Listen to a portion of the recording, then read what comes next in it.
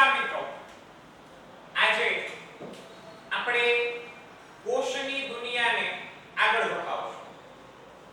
પરંતુ મિત્રો એક વાત કે ભાઈ યાદ રાખજો, બાયોલોજી સબ્જેક્ટ જે છે એ જીવંત સબ્જેક્ટ છે. બાયોલોજી ને તમારે સમજવા માટે સતત ને સતત અવેર રહેવું પડશે. તમારી જે સૂક્ષ્મ નિરીક્ષણની એટલે કે માઇક્રો ઓબ્ઝર્વેશન સ્કિલ જે છે એ માઇક્રો ઓબ્ઝર્વેશન સ્કિલને ડેવલપ કરવી પડશે. ઓકે ફ્રેન્ડ્સ, તો ચલો આજે ટેકનિકલ ખામીના કારણે આપણો લેક્ચર લાઈવ નથી થઈ શકતો, માટે આ લેક્ચર અપલોડમાં તમે જોશો. ઓકે, આ જે છે આજનો ટોપિક લાસ્ટ લેક્ચરની અંદર આપણે ભણ્યા હતા પ્રોકેરિયોટિક સેલ એટલે કે આદિ કોષ કેન્દ્રી કોષ. હવે આપણે જોવાનું છે સુકોષ કેન્દ્રી કોષ. અને મિત્રો એ સુકોષ કેન્દ્રી કોષમાં આજે લેવાના છે આપણે એનિમલ સેલ એટલે કે પ્રાણી કોષ. ઓકે, પણ પ્રાણી કોષ સમજીએ એની પહેલા ગઈકાલે બે ત્રણ વિદ્યાર્થીઓની ક્વેરી હતી કે સર નીટનું તમે જેમ ક્લેરિફાઈ કરી દીધેલું એવી જ રીતે ગુજકેટમાં શું હોય એ ગુજકેટ વિશે જરા ક્લેરિફિકેશન આપશો. તો આજના લેક્ચરમાં હું તમને ગુજકેટની પણ ઇન્ફોર્મેશન આપી દઉં છું. ચલો, ગુજકેટમાં યાદ રાખજો મિત્રો, ગુજકેટ માટે તમારે લોકોને ગુજકેટની અંદર કુલ 120 પ્રશ્નો હોય છે. ક્વેશ્ચન જે છે એ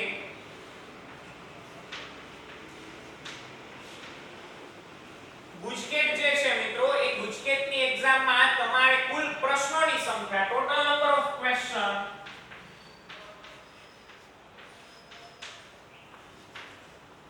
ઓફ ક્વેશ્ચન્સ કેટલા હશે? તો કે એ હશે 120.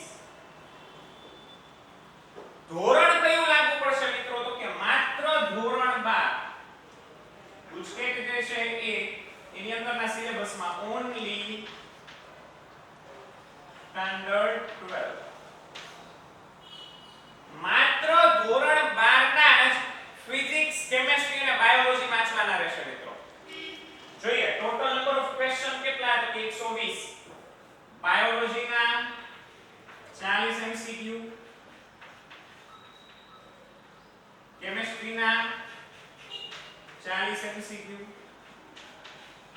અને ફિઝિક્સ જે છે એના 40 MCQ.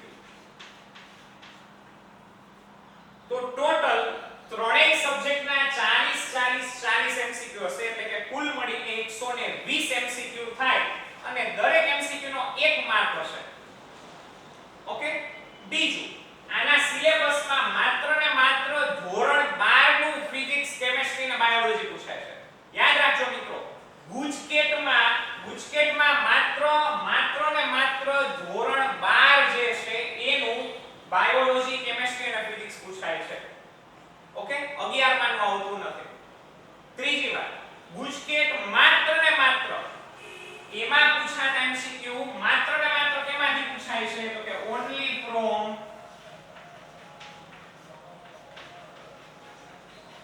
NCERT એટલે કે તમારી ટેક્સ્ટબુક. તમારી જે ટેક્સ્ટબુક છે એમાંથી જ ક્વેશ્ચન હોય છે. એની બહારનો ક્વેશ્ચન પૂછાય તો તમને ગ્રેસ આપી દેવામાં આવે. હવે વાત આવે એની કે સર ગુજકેટની એક્ઝામ શા માટે આપવી જોઈએ? તો કે ગુજકેટની એક્ઝામ ઓકે નીટ માટે તો ફરજિયાત છે. MBBS માં જવું હોય, BDS માં જવું હોય, BAMS માં જવું હોય, BHMS ઓકે એટલે કે ડોક્ટર MBBS ડોક્ટર બનવાનું હોય, ડેન્ટલ દાંતના ડોક્ટર બનવાનું હોય, આયુર્વેદિક ડોક્ટર બનવું હોય કે હોમિયોપેથી ડોક્ટર બનવું હોય કે નેચરોપેથિસ્ટ બનવું હોય તો તમારે આ 5 કોર્સમાં જવું હોય તો ફરજિયાત શું છે? ફરજિયાત નહીં. પણ કોઈને એના સિવાયના પેરામેડિકલ કોર્સ જેવા કે ફાર્મસીમાં જવું છે તો ફાર્મસીમાં જવા માટે આ ગુજકેટની એક્ઝામ આપવી પડે છે. ગુજકેટમાં જે કુલ માર્ક્સ મળેલા હોય એ ગુજકેટના માર્ક્સના 40%. ગુજકેટના માર્ક્સ જે કુલ મળ્યા છે એના 40% માર્ક્સ અને તમે જે ગુજરાત બોર્ડની એક્ઝામ આપેલી છે ગુજરાત બોર્ડમાં જે માર્ક મળેલા હોય એના 60%. 60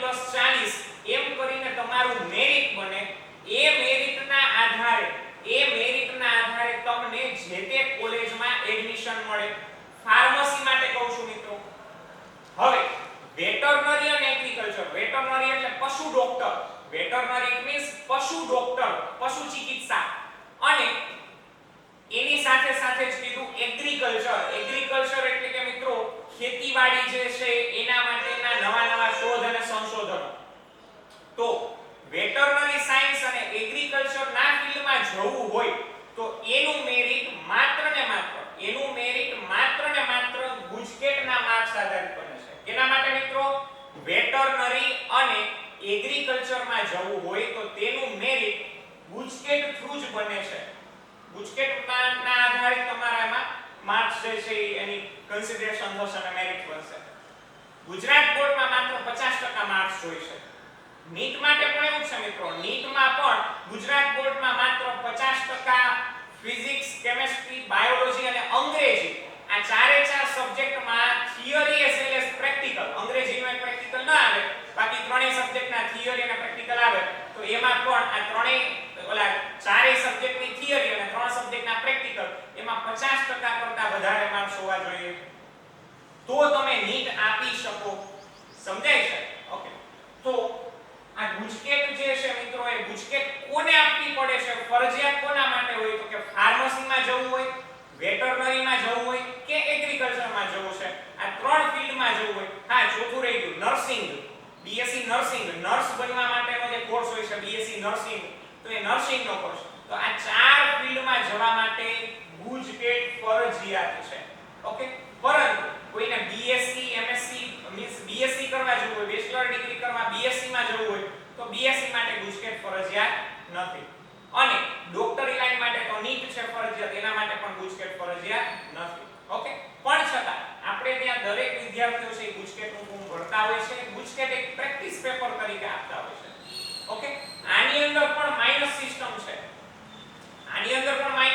છે. કેવી રીતે? તો કે ફોર એક્ઝામ્પલ તમે ચાર પ્રશ્નો લખેલા છે. Question number 1 2 3 4. ચાર પ્રશ્નો. આમાં પણ પ્રશ્નો બધા જ આની અંદરના દરેક પ્રશ્નો એમસીક્યુ હશે. એમસીક્યુ બરોબર, એમસીક્યુ છે. 40 40 40 120 એમસીક્યુ. તો માનો ચાર પ્રશ્નો છે, એમાંથી ચાર પ્રશ્નોમાંથી તમને ત્રણ પ્રશ્નો સાચા પડ્યા છે અને એક પ્રશ્ન ખોટો પડ્યો, તો તમને કુલ કેટલા માર્ક્સ મળશે? તો કે તમને આ ખોટો પડ્યો એનો એક માર્ક તો વયો જ ગયો, પ્લસ 0.25 માઈનસ થશે.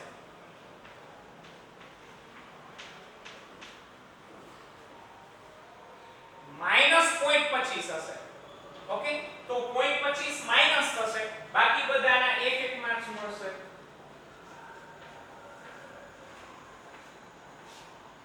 તો કુલ માર્ક કેટલા મળ્યા? 3 માંથી 0.25 વધારાનો બાદ થયો.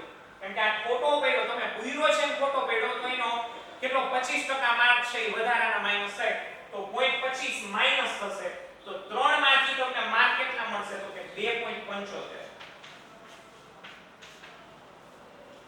સમજાય છે મારી વાત? એમ ગણતરી કરી લેવાની. ઓકે. ચલો, હવે તો આ ગુજકેટનું મેં તમને સમજાવી દીધું છે. હવે આપણે પાછા ફરીએ કોષ.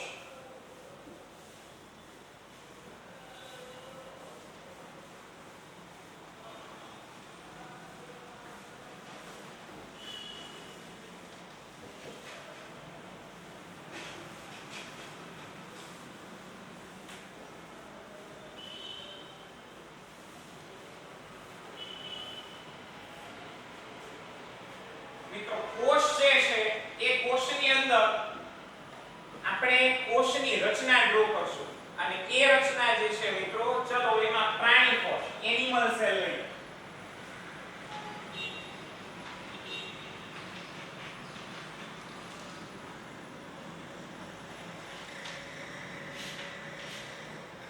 Animal cell. ચલો તો એ એનિમલ સેલ પ્રાણી કોષ જે છે એ પ્રાણી કોષમાં શું જોવા મળે? તો કે સૌથી બહારનું લેયર પ્રાણી કોષમાં કયું હોય? તો કે કોષ રસ પટલ.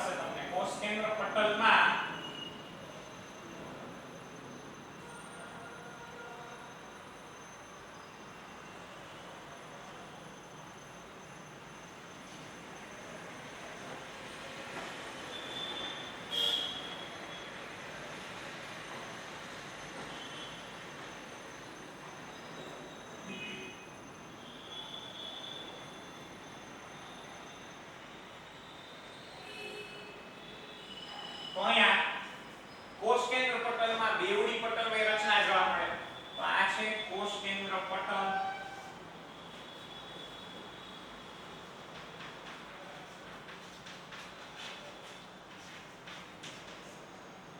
પછી આની અંદર જે છે કોષ કેન્દ્રિકા.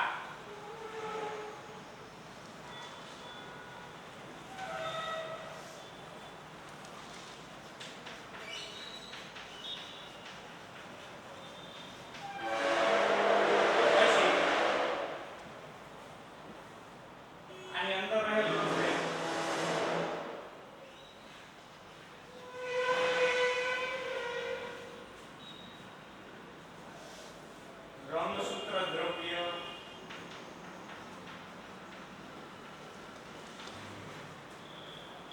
પછી એ સિવાય આની અંદર જે હશે કે ન્યુક્લિયોપ્લાઝમ એટલે કે કોષ કેન્દ્ર રસ.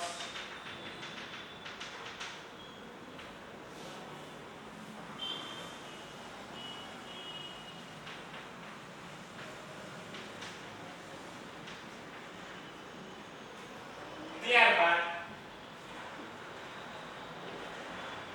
અહીંયા જ્યાં દેખાય છે એ છિદ્ર કહેવાય.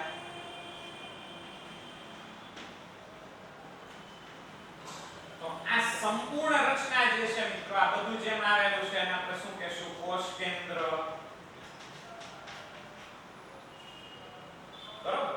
રંગસૂત્ર દ્રવ્ય, ક્રોમેટિન ફાઇબર્સ, કોષ કેન્દ્ર પટલ, ન્યુક્લિયો મેમ્બ્રેન, પછી કોષ કેન્દ્રિકા ન્યુક્લિયોલસ, કોષ કેન્દ્ર રસ ન્યુક્લિયોપ્લાઝમ અને આ છિદ્ર જે છે એના પટલમાં આવેલા. ઓકે, તો સૂક્ષ્મ છિદ્ર માઇક્રોકોર્સ પણ કહી શકાય. તો આ જે છે મિત્રો એ કોષ કેન્દ્રની રચના છે. હવેની વાત જે છે એ છે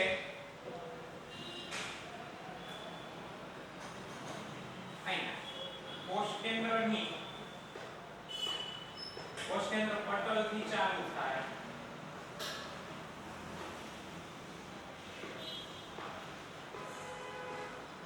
અને છેક કોષ રસ પટલ સુધી લંબાયેલી રચના હોય.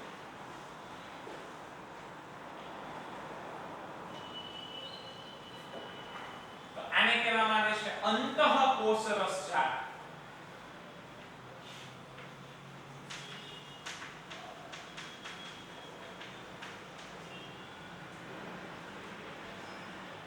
અંતઃકોષ રસજાળ જે છે એ અંતઃકોષ રસજાળમાં અહીંયા પટલની ઉપર રિબોઝોમ જોડાયેલા હોય.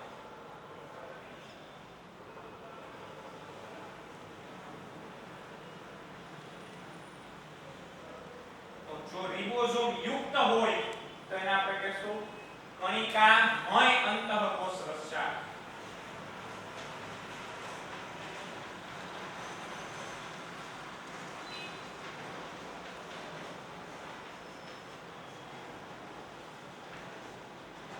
કણિકામય અંતઃકોષ રસજાળ. એ કણિકામય અંતઃકોષ રસજાળને આપણે શું કહેવામાં આવે છે મિત્રો? તો કે rough endoplasmic reticulum, RER. Rough endoplasmic reticulum, RER. પછી આ જે રચના છે એ રચનામાં સ્મૂધ એન્ડોપ્લાઝમિક લેયર પણ હોય.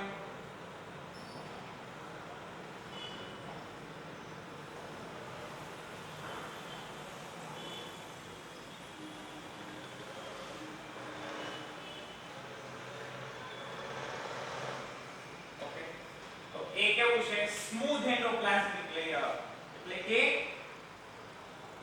લીસું.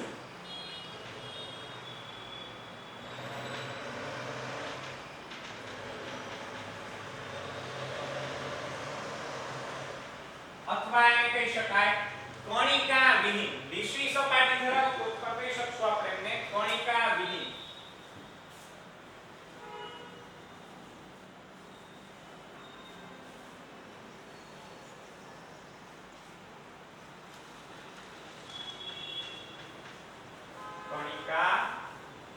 વિહીન અંતઃકોષ રસજાળ.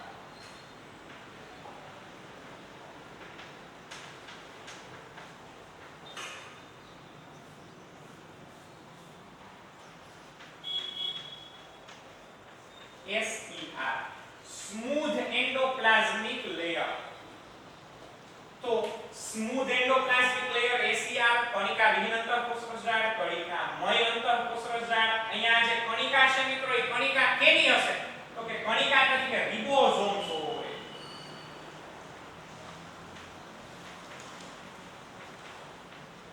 એ રિબોઝોમ્સ કેવા? ATS પ્રકારના ASS વેડબર્ગ રચના છે, જાણો છો. હવે એ સિવાય શું આવેલું હોય? તો કે ગોલ્ગી કાય અહીંયા આવેલી હોય.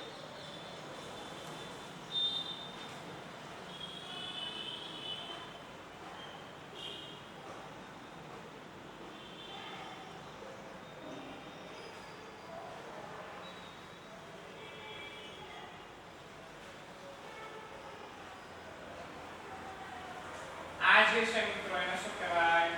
ગોલ્ગી કાય. અને અહીંયા જે આ દેખાય છે એને શું કહેવાય? તો કે લાઇસોઝોમ્સ.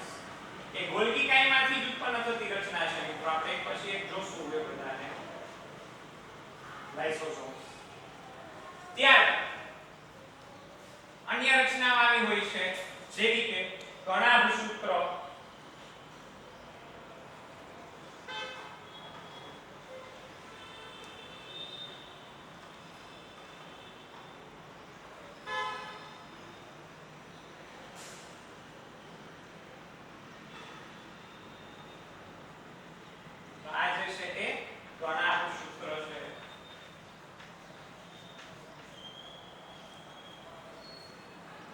કણાભસૂત્ર, લાઇસોઝોમ, ગોલ્ગી કાય, કણિકા વિહીન અંતઃકોષરસ જાળ, કણિકામય અંતઃકોષરસ જાળ, રાઈટ. હવે રિબોઝોમ્સ. પછી એ સિવાય શું આવેલું હોય? તો કે એ સિવાય માઇક્રોટ્યુબ્યુલ્સ. ઓકે, એક તારા કેન્દ્ર પણ આવેલું છે. ચલો જોઈ લઈએ.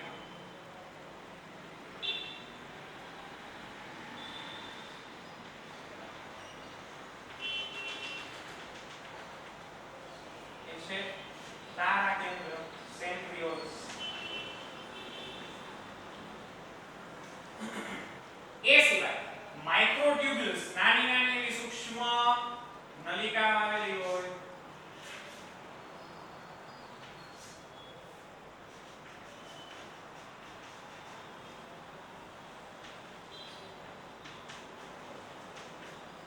જેને આપણે કોષરસ કંકાલ પણ કહી શકો.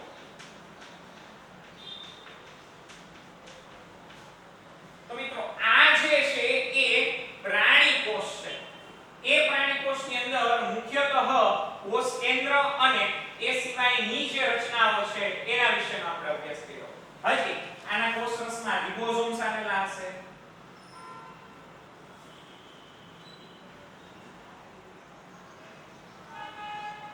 રિબોઝોમ્સ સુકોષ કેન્દ્રી કોષના કોષરસમાં રિબોઝોમ ATS પ્રકારના હોય છે.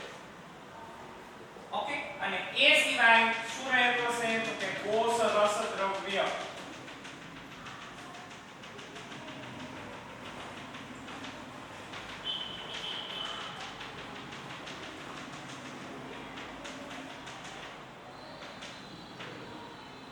એ સિવાયનું જે દ્રવ્ય હોય એને કહેવાય કોષ રસ. તો મિત્રો અહીંયા આ સંપૂર્ણપણે પ્રાણી કોષ જે છે પ્રાણી કોષની રચના આવી ગઈ. સામાન્ય રીતે મિત્રો પ્રાણી કોષોમાં રસધાનીઓ જોવા મળતી નથી. કોઈ અમીબા જેવા સજીવોમાં રસધાનીઓ જોવા મળે છે તો એ ખૂબ જ નાનકડી એવી સૂક્ષ્મ એવી આકુંચક રસધાનીઓ જોવા મળતી હોય છે. બાકી સામાન્ય રીતે પ્રાણી કોષ એનિમલ સેલ છે મિત્રો, પ્રાણી કોષ છે તો એની અંદર રસધાનીઓનો અભાવ હોય છે. તો મિત્રો આજે આપણે આ પ્રાણી કોષની રચના જોઈ ગયા. ઓકે, તો આજે આપણે આટલું રાખીએ. આ પ્રાણી કોષને ઘરે ડ્રો કરજો. ઘણા વિદ્યાર્થીઓ બ્રિજ કોર્સમાં ભણ્યા હશે તો એ લોકોએ આ પ્રાણી કોષને ડ્રો કર્યો હશે, જોયું હશે. ઓકે, તો ફરીથી એ લોકોને રિવિઝન થશે અને જે નવા વિદ્યાર્થીઓ છે જે પહેલી વખત ભણે છે તો એ લોકોને સમજવા મળશે. જૂનો આપણો જે લેક્ચર છે આનો એની અંદર સેલનો જે છે એની અંદર આ દરેકના અંગ્રેજી નામો પણ મેં લખાવ્યા છે. લાઇસોઝોમ્સ પોતે અંગ્રેજી છે, કોષરસ પણ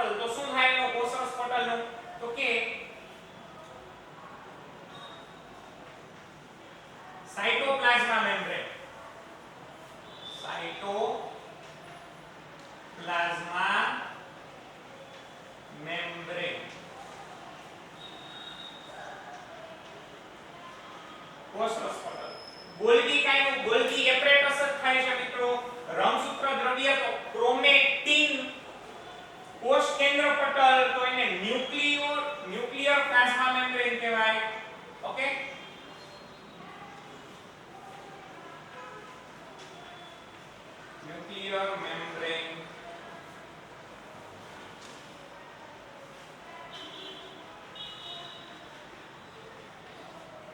ઓકે, આ જે છે એ સંપૂર્ણ શું છે તો કે કોષ કેન્દ્ર તો ન્યુક્લિયસ,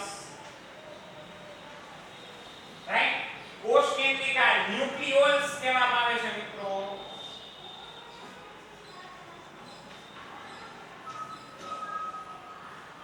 ઓકે, કોષ કેન્દ્ર રસ ન્યુક્લિયોપ્લાઝમ કહેવાય.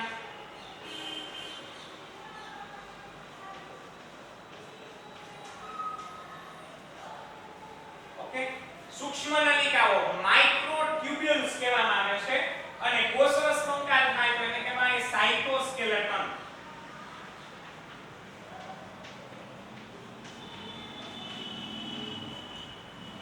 પછી કોષરસ સાઇટોપ્લાઝમ